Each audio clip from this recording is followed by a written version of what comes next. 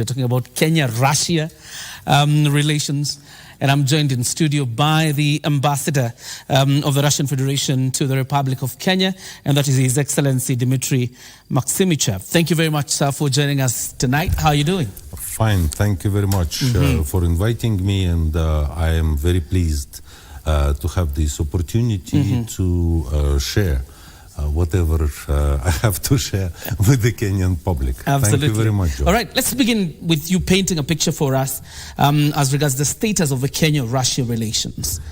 Kenya-Russian relations have always been friendly. We consider Kenya as a friend. We always have. In fact, we started supporting Kenya even before the independence. Politically, we were very much supporting the struggle for freedom.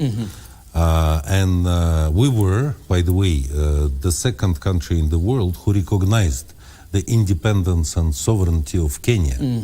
And that's why we...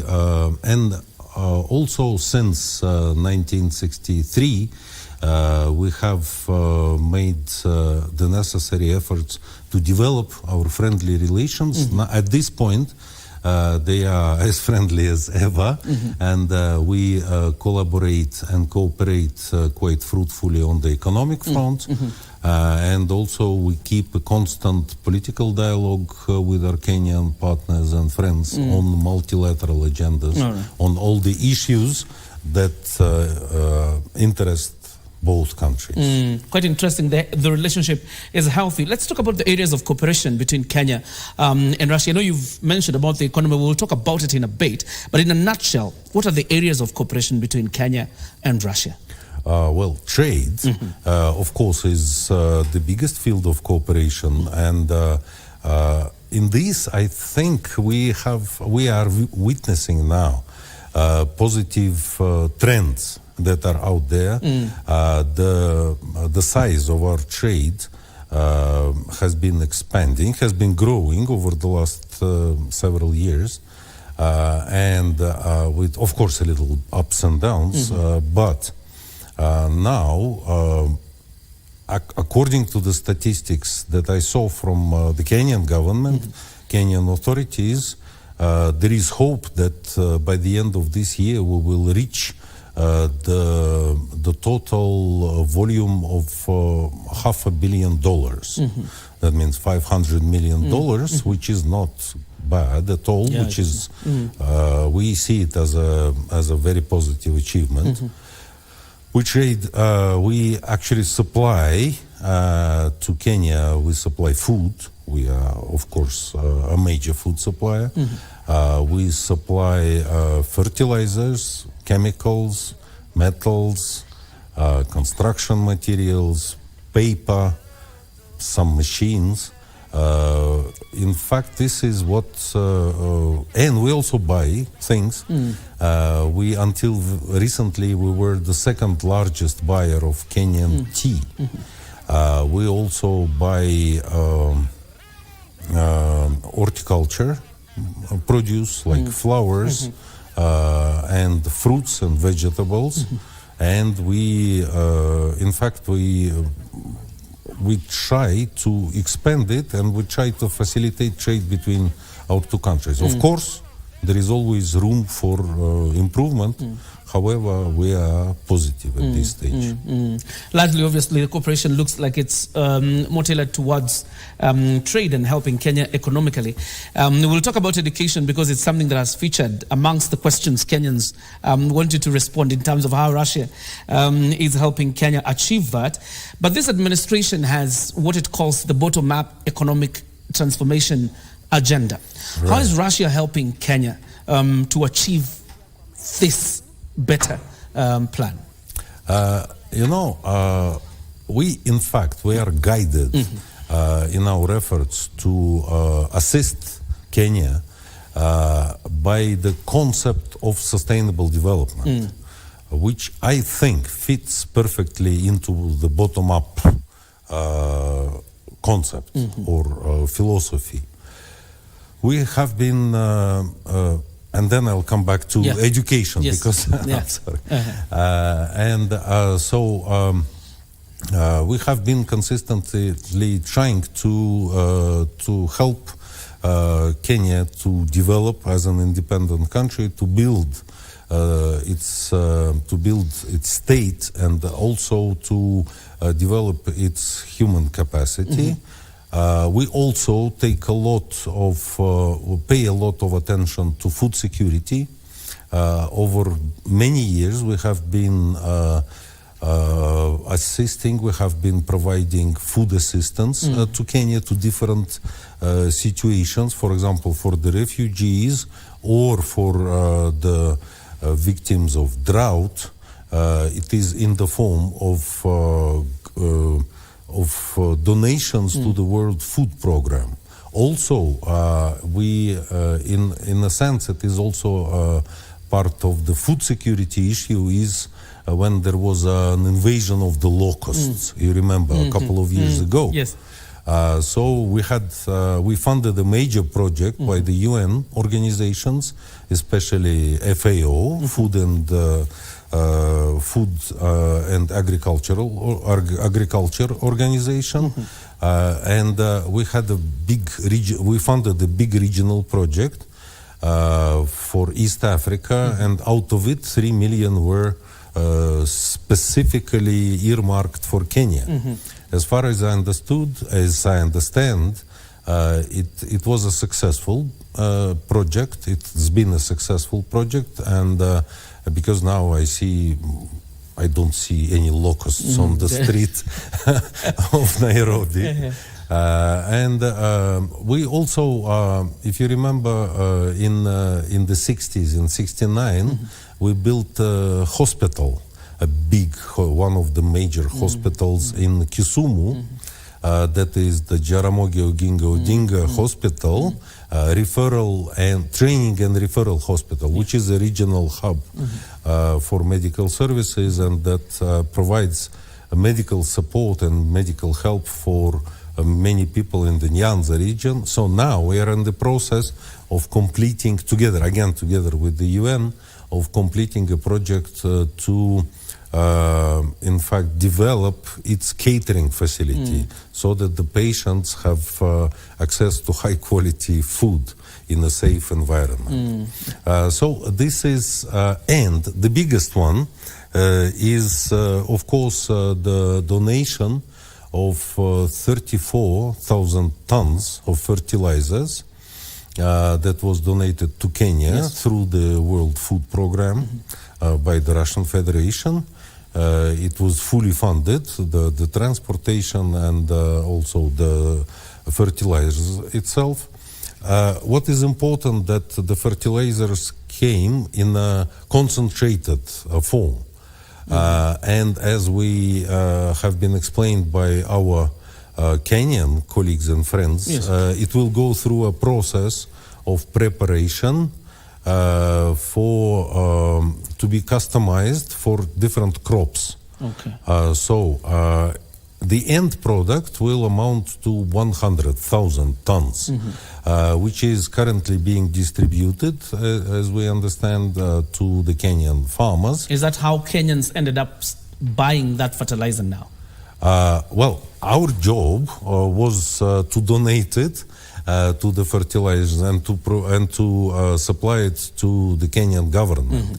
I understand that it is subsidized by the Kenyan government because it also had to be processed somehow from concentrate to the end product. The economic or the pricing issues are not really familiar. I'm not really familiar with those issues. I know that now the Kenyan farmers have the possibility to use those fertilizers to increase the productivity of their crops, which makes me happy. Does it? Okay, go ahead. Yeah, no, basically that's it. I think it fits into the general strategy of bottom-up. Absolutely. Which begs the question, does Russia intend to continue with this program of providing, through the World Food Program, this free fertilizer to the Republic of Kenya? So far, You know how it works. First, there has to be a request from a government. Then this is also, and then it has to be somehow discussed and decided. That was, in fact, this shipment was a Russian initiative. And it was a second shipment of this kind. The first was to Malawi, the first one in Malawi, and the second one is to Kenya. So far, we have not received any requests from the Kenyan government, but we are ready to consider it if it comes. I'm not sure if we will be able to, again, to provide such a large amount of fertilizers for free, but of course, we can consider it. And because there are also, we have requests from many other African countries who are actually now struggling with their food security.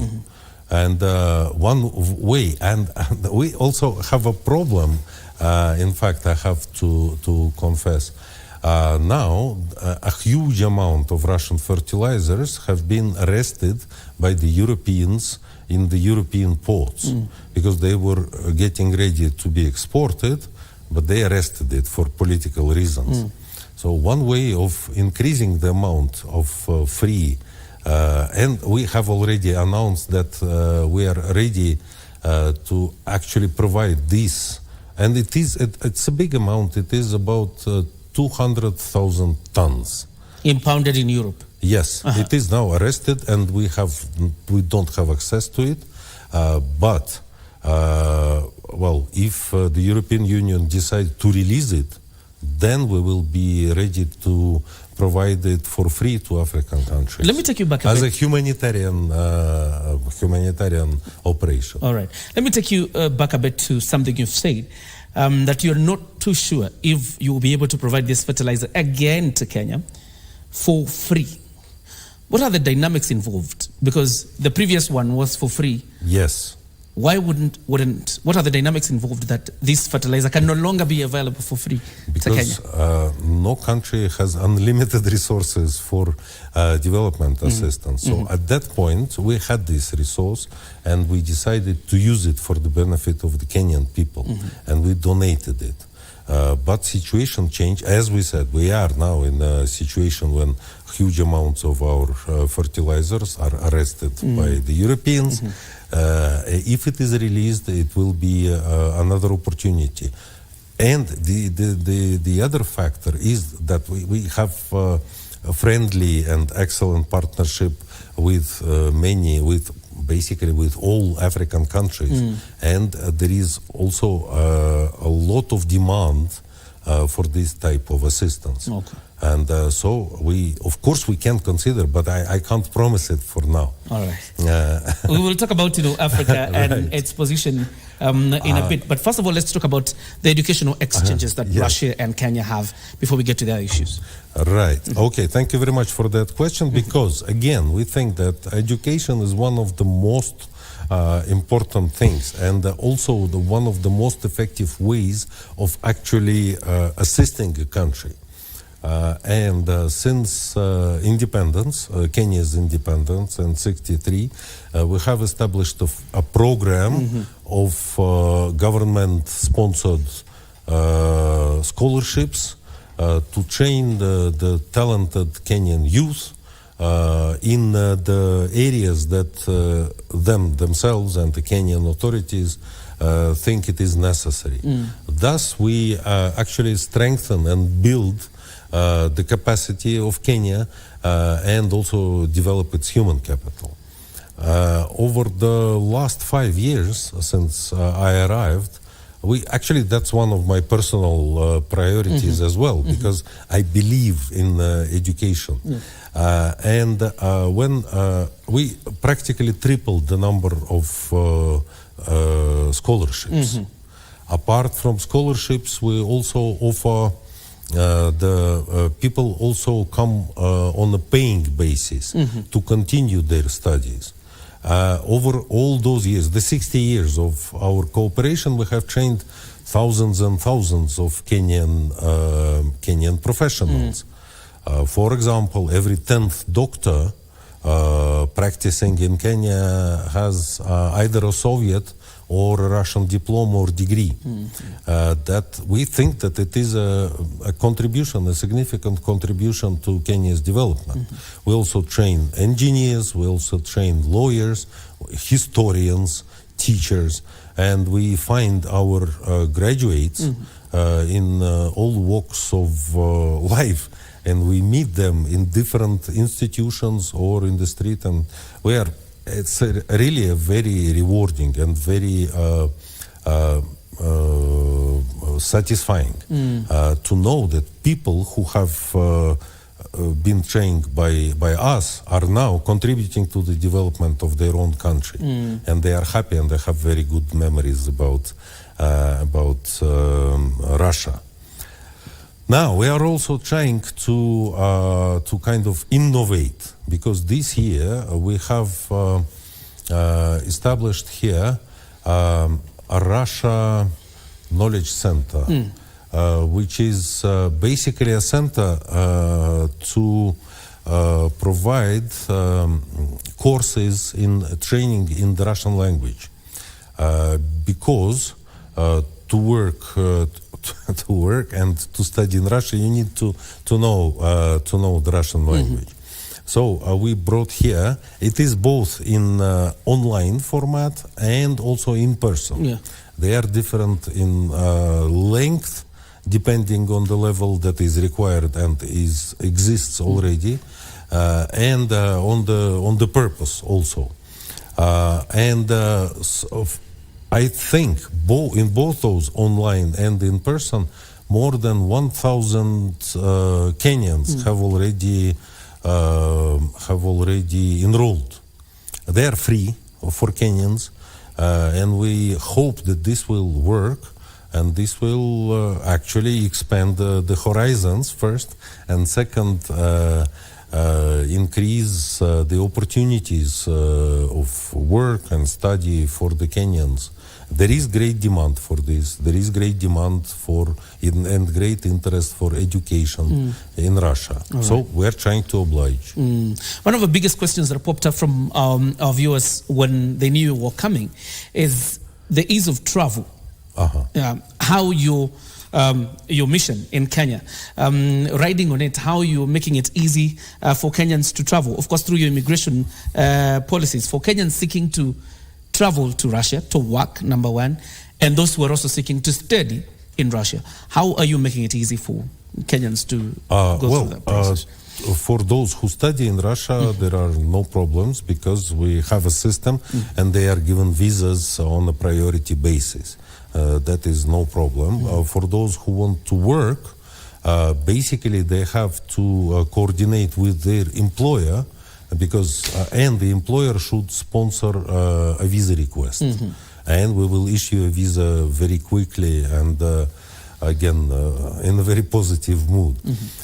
Second, our consular service works very well, and also we are at this stage in dialogue with our Kenyan government, because we thought of having a system of visa-free travel for diplomats and holders of service passports as a first step.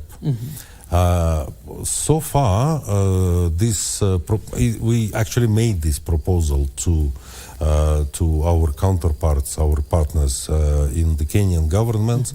As we understand it, it's still under consideration. But we are ready to work in this direction, and in fact, it's a good idea. We should facilitate travel. Pending that, we are actually trying to improve the work of our visa section, so that people have.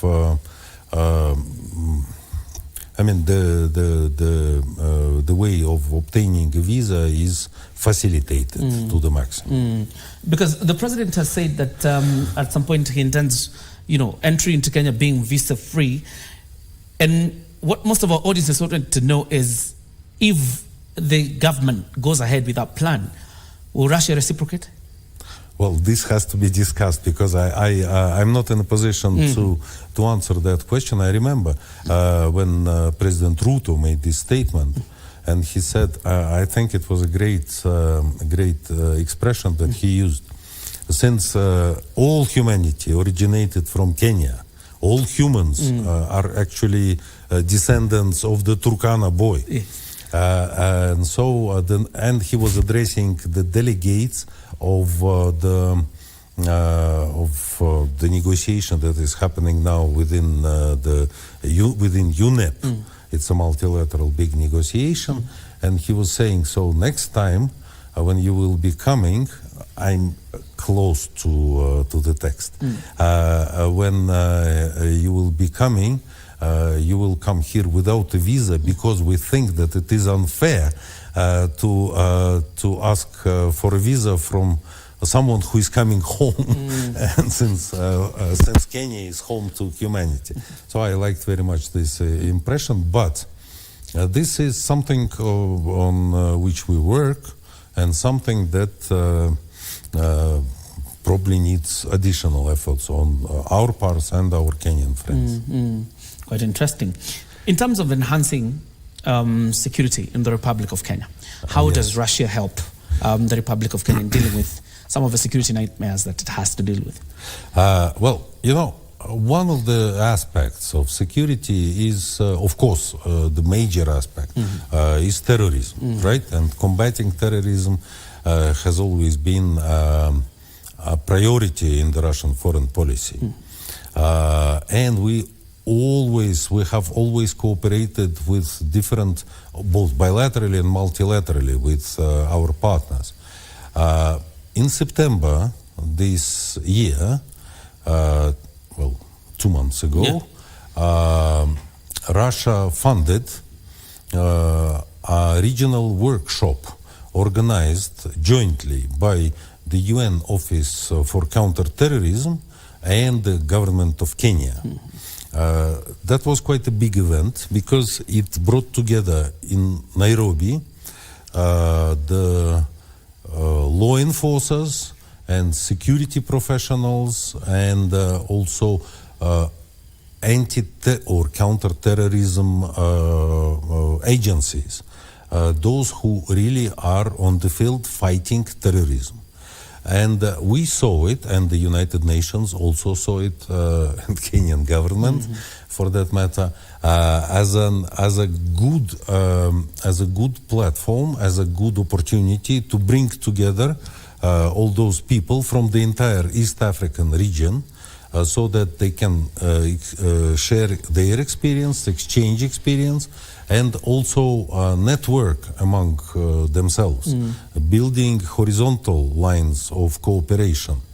I was there. I actually participated in that workshop, and I got very positive feedback, both from the UN, from the Kenyan government, and from the participants from the other countries of East Africa. That's one thing. That's only one example how we, until a couple of years ago, we were also training Kenyan law enforcers for free in forensics and criminology. We had a number of courses, different in length and in scope for different levels of practitioners. Kenyans used to come to get trained in different disciplines to get professional improvement.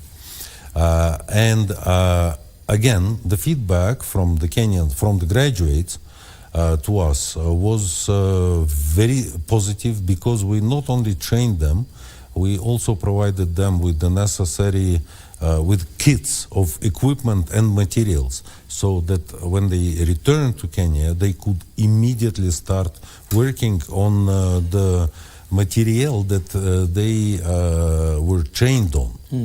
For some reason, it was discontinued by the Kenyan side, but we are ready to renew this practice. Okay. Very interesting one. Let me take you back a bit because we're still talking about the Kenya-Russia relations. One of the hottest topics right now among the members of the public is the high cost of fuel. And there are those who are asking, why was Kenya left out of Russia's discounted oil? Why can't Kenya benefit from the discounted oil deal from Russia? Kenya was not left out of anything. There is several aspects in this issue. Well, yes, the prices have grown due to many reasons, including the general crisis, financial and global economic crisis, which is developing as we speak.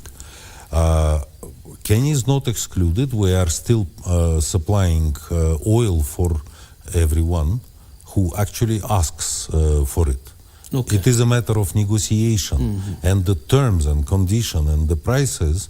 But first, we have to have a clear request or statement of interest. We have heard a very general statement saying that yes, Kenya would like to import more Russian energy, be it petrol, be it petrol products like diesel or gasoline, be it liquefied petrol gas. We are, in fact, ready to do all that. But first it has to be stated and then negotiated. Okay. So we are not excluding anyone from cooperation from us. All right. Very interesting. The African continent in the last few years has been trying to assert itself among the community of nations as a self-reliant continent and vibrant for that matter. But of course, some of these efforts have been thwarted by geopolitics. What is the position of Russia when it comes to Africa's, yearn to be a self-reliant continent and vibrant for that matter? I mean, you will not find any bigger supporter of African self-reliant sovereignty, freedom, and well, as you said, vibrant vibration than Russia, because I mean, it has always been that way that we support. We think that a vibrant, sovereign, free, and independent and prosperous Africa is a necessary precondition for global peace and development and sustainable development at the global scale. And this is why we have invested so much, I mean, both politically, mentally, psychologically, emotionally, and economically in the development of Africa. We have supported the continent's struggle for independence, the anti-colonial drive of the countries. We have initiated the anti-colonial resolution in 1960 in the General Assembly, and we think that it would be to everybody's benefit if Africa reassert itself as an independent force on the global arena. And for that purpose, we organized in 2019 and 2023 two summits, Russia-Africa summits, which actually, again, we created a platform for a frank and honest dialogue among us. And we wouldn't do it if we didn't believe in Africa. And also these two summits were coupled with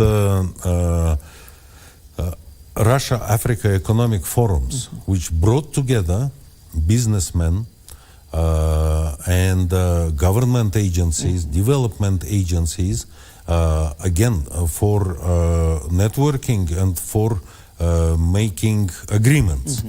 Well, for example, and during as a result of both of these summits, well, contracts and agreements worth billions were signed. And still, that has created these two events, have created a certain momentum that is still on. And now we are developing our cooperation with different countries of the African continent in accordance with the agreements reached during these two big events. So that is, and it also gave a platform for Africans to interact with each other.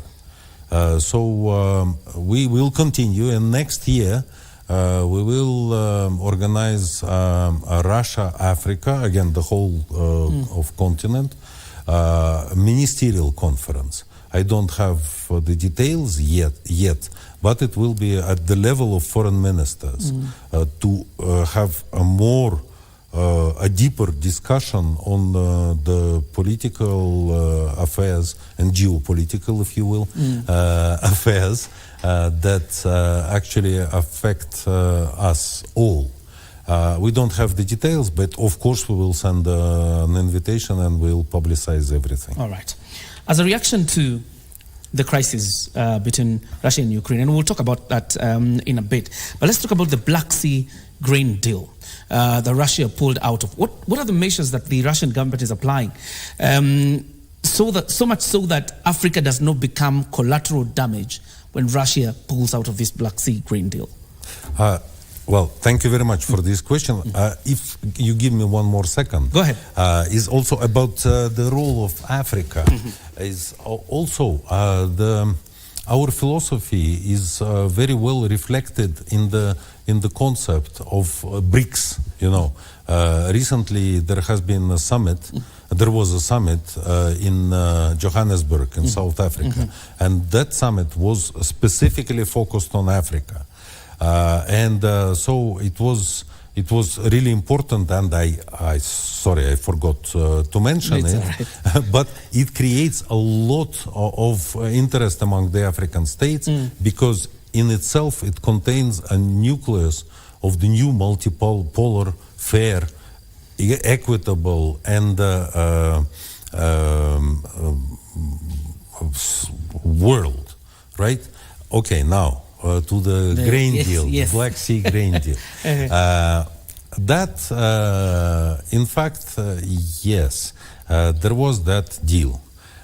It was initiated by Ukraine, of course, and also the Secretary General was part of it. It was a deal, and every deal has two sides, right? There are parties who agree on something. Yes, its purpose was to facilitate the export of the Ukrainian grain to the international markets, thus alleviating the shortage.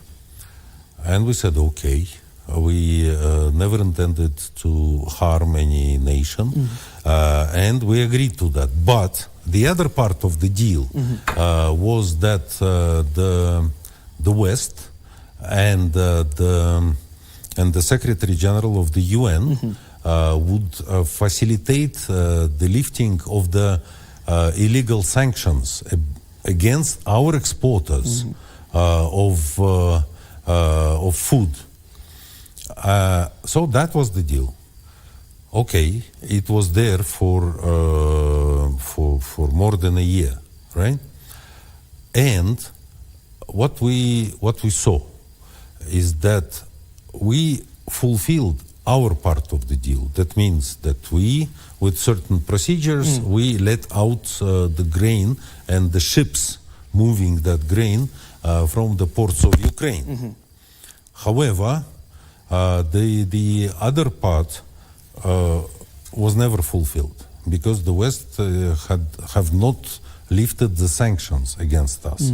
So that's one aspect. The second aspect, even more serious, that the Ukraine and its Western patrons was using that sea route to smuggle weapons into Ukraine from the West, and also organize terrorist attacks, because some attacks by drones and by sea drones were actually, we have a great suspicion that it was directly from the ships that were participating in this.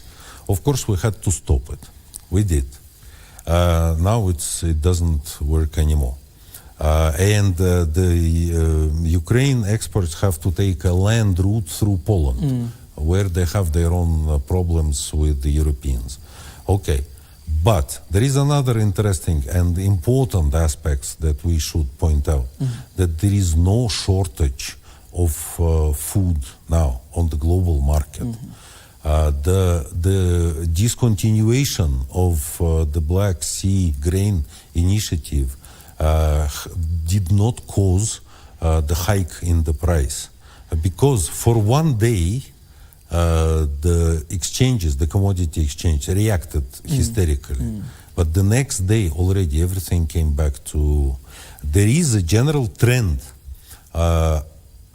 that was obvious, that has been obvious for several years, that the prices are growing, but it is the result of inflation and again irresponsible decisions by the financial and economic authorities, by some countries, by the Western countries, because printing money does have a price. Does have, and it actually it results in something, and inflation is the most direct result. So, but on a positive note, we are increasing our exports of food, and so now the prices are stable. They are even they are lower than last year, and so I wouldn't worry. Of course, we are in a kind of disadvantaged position because they are trying to hinder as much as possible, to erect obstacles on our exports. But we find ways, and there is enough grain on the global market. Absolutely. And so for the most affected countries are of course the poorest, who are, but they are affected mainly by inflation and by the effects of the global economic and financial crisis. Absolutely.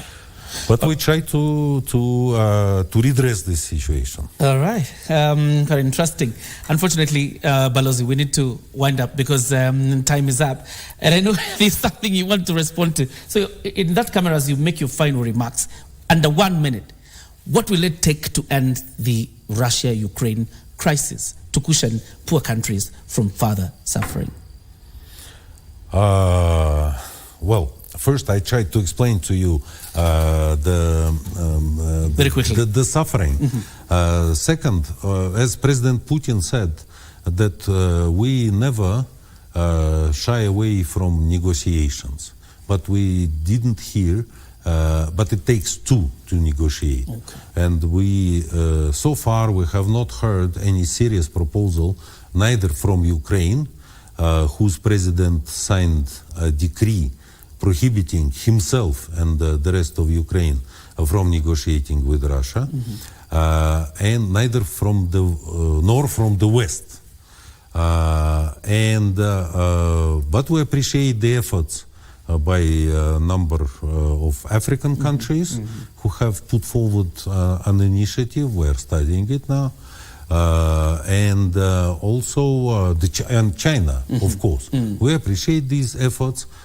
However, pending that, we are continuing our special military operation to achieve the goals that were announced by President Putin. All right. Thank you very much, Kenyans. Asante sana. His Excellency Dmitry Maksimychev is the ambassador of the Russian Federation to the Republic of Kenya. Thank you very much for sparing your time to come to speak to us. Thank you very much. And we can only pray that the relations between Russia and Kenya continue to improve for the better of the two peoples of Russia and Kenya. Of course. Thank you very much. Thank you. That's how we put a cap on Prime Edition. Thank you very much for joining us. And Wangeshi was the sign language interpreter. Have yourself a good night. God bless.